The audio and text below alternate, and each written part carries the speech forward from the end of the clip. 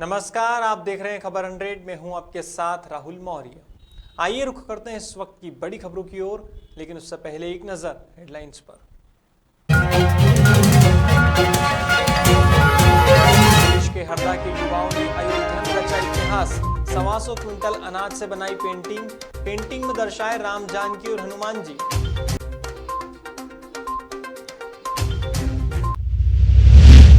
खाद्य संकट को लेकर केंद्रीय कृषि मंत्री तोमर का बयान। शॉर्टेज की वजह से अंतर्राष्ट्रीय स्तर पर बढ़ रहे दाम। तोमर बोले, किसानों को सब्सिडी देगी मोदी सरकार।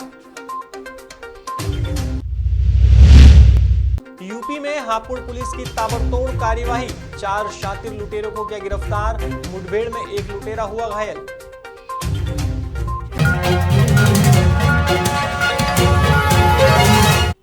मध्य प्रदेश के हरदा जिले में रहने वाले युवकों ने अयोध्या में इतिहास रचा है। बताया जा रहा है कि युवाओं ने 11 प्रकार के 125 क्विंटल अनाज के दानों से विश्व की सबसे बड़ी यानी कि 10,800 वर्ग फुट की राम, जानकी और हनुमान जी की पेंटिंग बनाई है। दरअसल अयोध्या के अवध इंटरनेशनल स्कूल परिसर में हरदा की संस्था खिलता कमल जन कल्याण सामाजिक संस्थान के अध्यक्ष और युवा नेता संदीप पटेल के नेतृत्व में 60 युवाओं के दल ने इस अनूठी कलाकृति को बनाया है। संदीप पटेल ने बताया कि यह कलाकृति सामाजिक समरसता और शक्तिशाली हिंदू समाज का संदेश देती है। वहीं दूसरी तरफ प्रदेश के कृषि मंत्री कमल पटेल ने हरदा के युवा नेता और खिलता कमल जन कल्याण संस्थान के अध्यक्ष संदीप पटेल सहित उनके साथियों को इस पुनीत कार्य के लिए बधाई दी है। मंत्री पटेल ने कहा कि आज तक अनाज के दानों से इतनी बड़ी कलाकृति विश्व में नहीं बनाई गई है। यह एक विश्व कीर्तिमान बनने जा रहा है।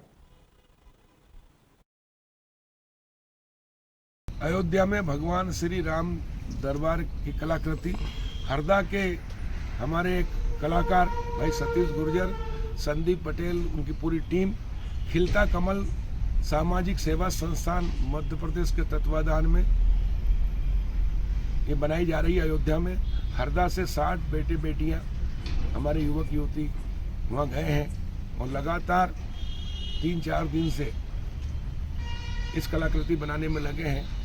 ये अपने आप में एक अनूठी कलाकृति है जहाँ 125 कुंटल अनाज, 11 प्रकार का अनाज से 125 कुंटल अनाज से 10,800 स्क्वायर फीट में ये अयोध्या में एक स्कूल के ग्राउंड पर ये कलाकृति बनाई जा रही है हरदा के कलाकारों द्वारा। मैं उनके लिए शुभकामना देता हूं, बधाई देता हूं।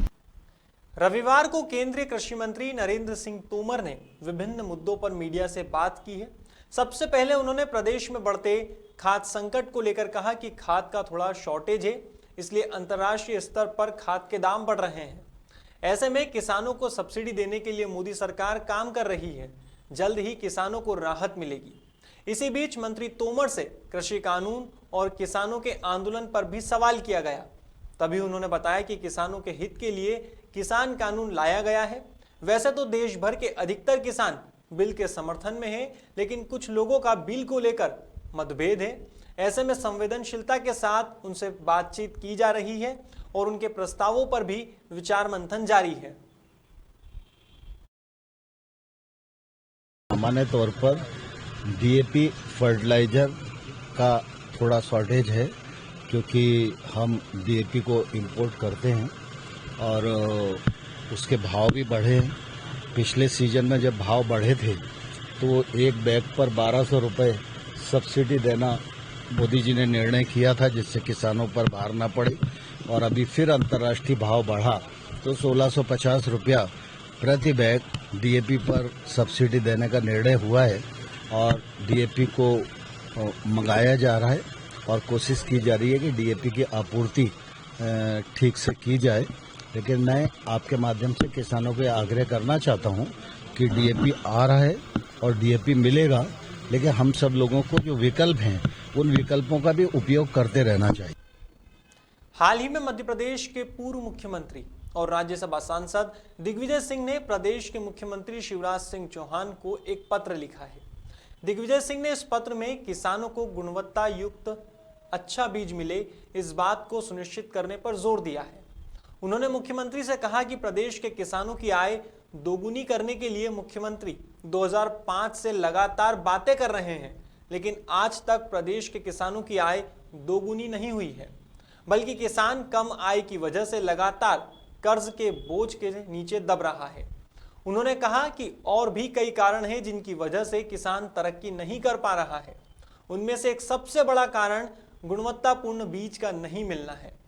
किसानों को गुणवत्तापूर्ण बीज मिले, इसलिए दिग्विजय सिंह ने कुछ नियमों का भी हवाला दिया है और अच्छा बीज देने को कहा है। आइए आपको दिखाते हैं दिग्विजय सिंह गुणवत्तापूर्ण बीज को लेकर क्या बता रहे हैं।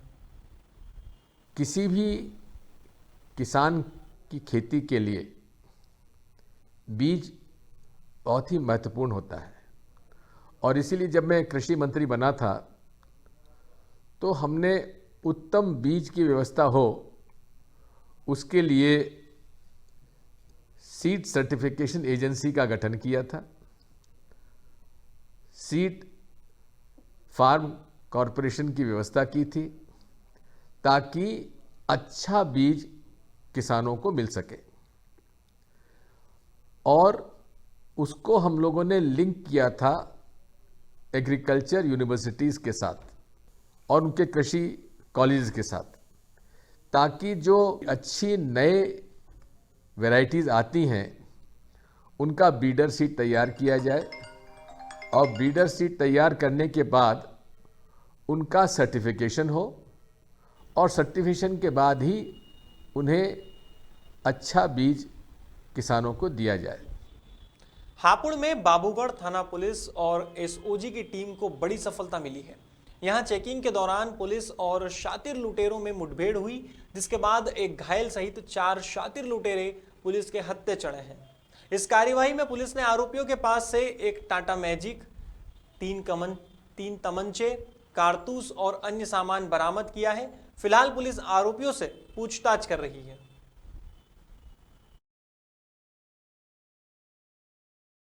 बस चोरों के संबंध में एक इनपुट मिला हुआ था जिस पर एसओजी और बाबूगढ़ पुलिस टीम काम कर रही थी।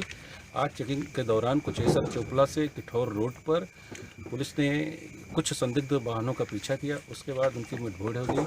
मुठभेड़ के दौरान एक सुधीर नामक व्यक्ति घायल हुआ है। पूछताछ पर उसने बताया और कई घटनाओं को उसने स्वीकार किया था। उसके साथ में 3 अन्य साथी थे, उन्हें भी गिरफ्तार किया गया है। उनसे भी पूछताछ की जा रही है। उन्होंने भी कई घटनाओं को स्वीकार किया गया है। फिलहाल खबरों में बस इतना ही, लेकिन खबरों का सिलसिला जारी रहेगा। आप देखते रहिए खबर 100, जनता की बुलंद आवाज।